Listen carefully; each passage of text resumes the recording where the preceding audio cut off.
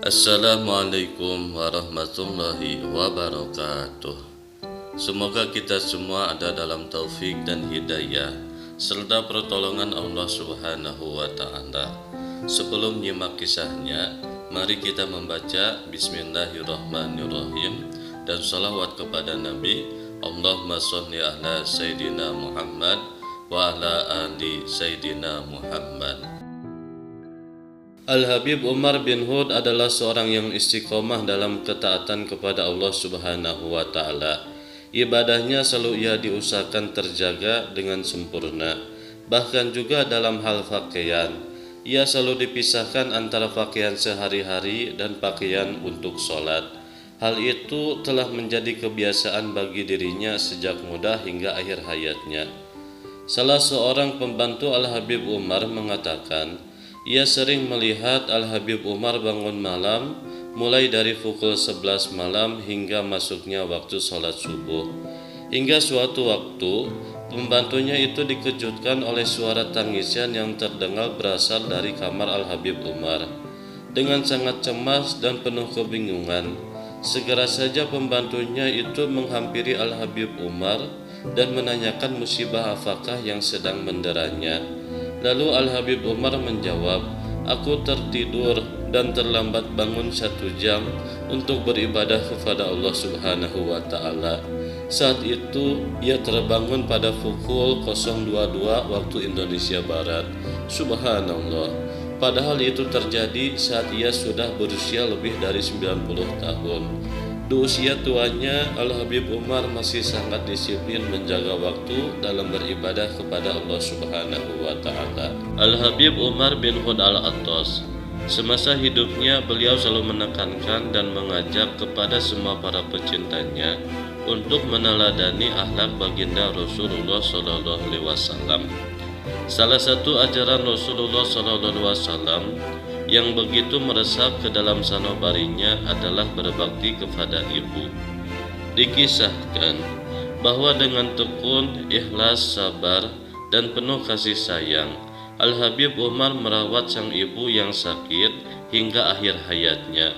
Menurut beberapa habaib yang dikenal dengan Al-Habib Umar, karena keikhlasan merawat sang ibu inilah akhirnya Al-Habib Umar mendapat karomah yang luar biasa dari Allah Subhanahu wa Ta'ala, yakni kemampuannya mengatasi berbagai persoalan setiap orang yang datang kepadanya. Berbagai keistimewaan yang ada pada Al-Habib Umar bin Hud Al-Attas. Beliau adalah seorang anak yang berbakti kepada orang tuanya.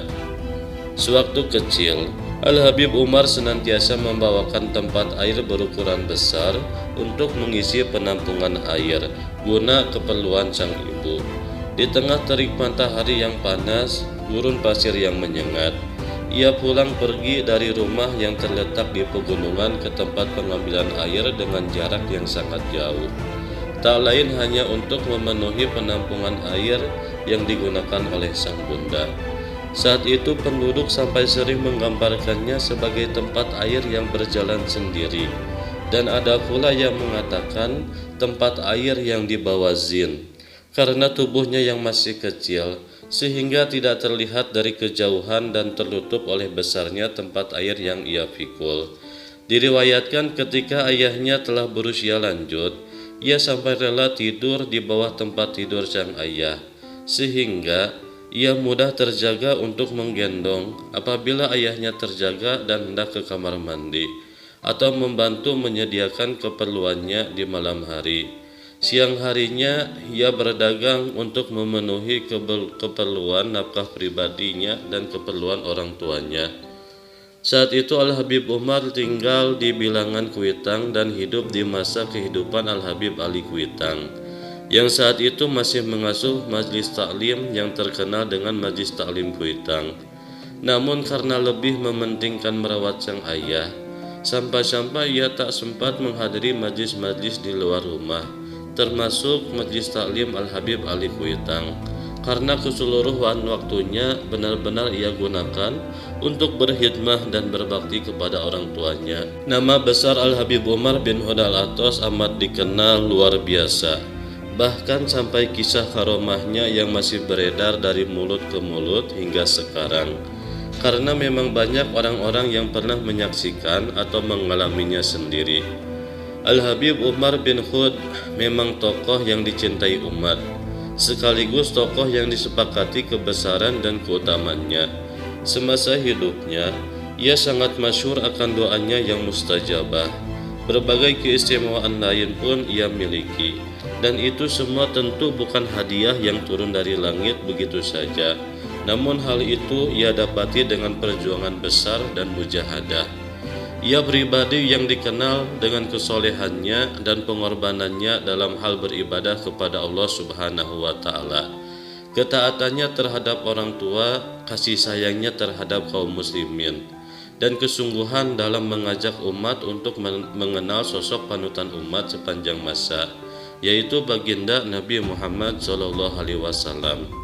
Hal-hal tersebut dijalani secara istiqomah, hingga suatu saat pohon istiqomah itu pun berbuah menjadi karomah. Al-Habib Umar bin Khud, sebagaimana juga segenap para aulia Allah lainnya, sebenarnya tidak memerlukan karomah.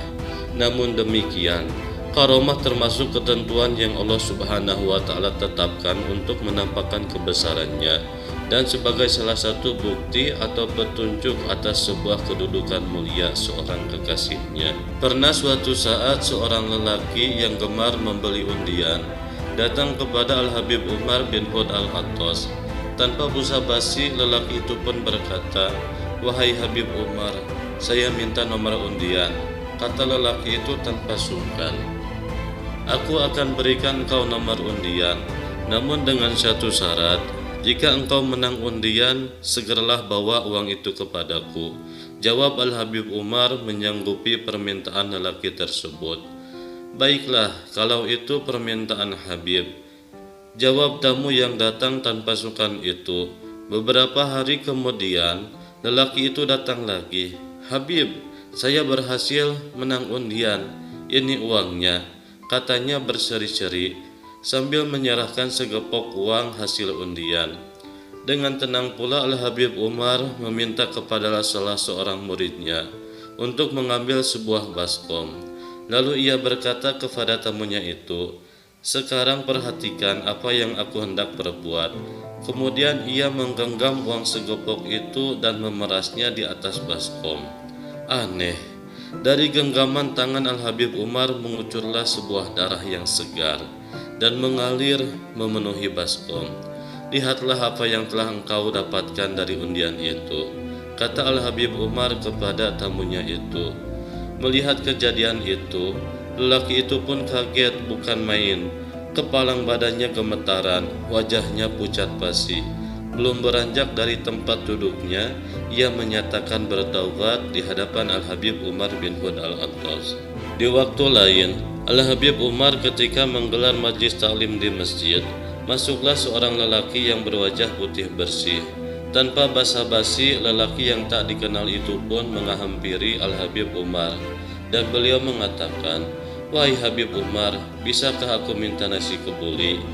Permintaan aneh tersebut tentu saja membuat terkejut seluruh jamaah.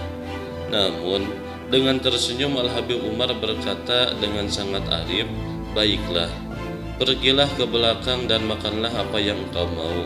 Maka lelaki itu pun segera pergi ke dapur. Tak lama kemudian taklim itu pun usai. Kemudian Al-Habib Umar dengan diikuti sebagian para jamaahnya menyusul ke dapur. Mereka melihat lelaki itu tengah menyantap nasi kebuli dengan sangat lahap. "Dia adalah tamu agung kita. Lelaki itu adalah Nabiullah Khidir alaihissalam," kata Al-Habib Umar kepada para jamaahnya.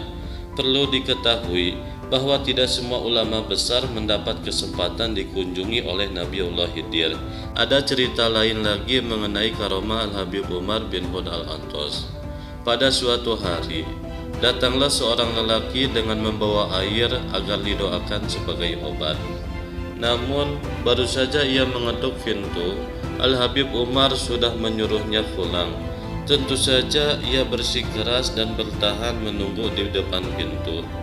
Akhirnya Al-Habib Umar keluar seraya mengatakan, "Pulanglah, Air yang kau bawa itu sudah bisa menyembuhkan.